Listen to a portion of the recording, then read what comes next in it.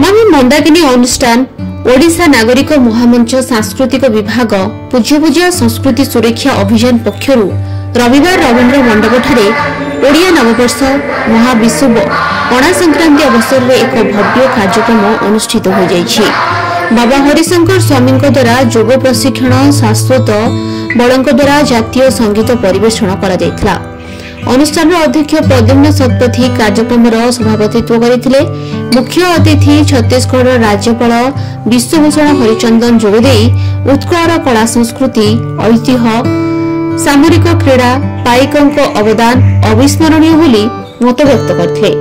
एही अवसर में उत्कलर लुकायित परंपरा पाल्ला दासकाठिया सामग्रिक क्रीड़ा पाइक नाटक आदि परिवेषण करा सहित ओडिया नववर्षर महात्म्य और महान ओडिया वीरगाथा उपरे अतिथि माने आलोचना करथिले।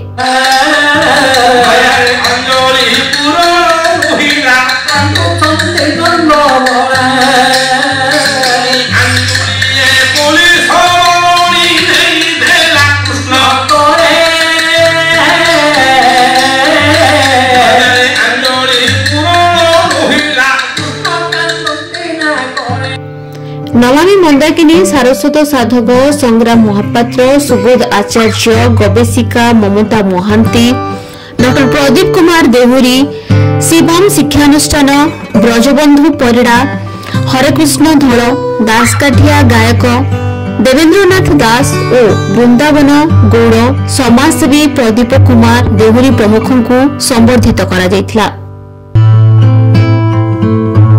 अवसर में संग्राम गल्प समग्र शब्द सुरभि विशेषांक सरदार पटेल पुस्तक लोकार्पण करा जायथिला।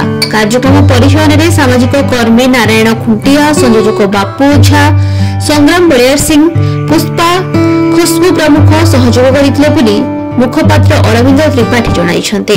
धन्यवाद अर्पण करथिले doctor Pradeep Biswal. Bhubaneswar Rabindra Tripathy Niharika report Utkal bulletin.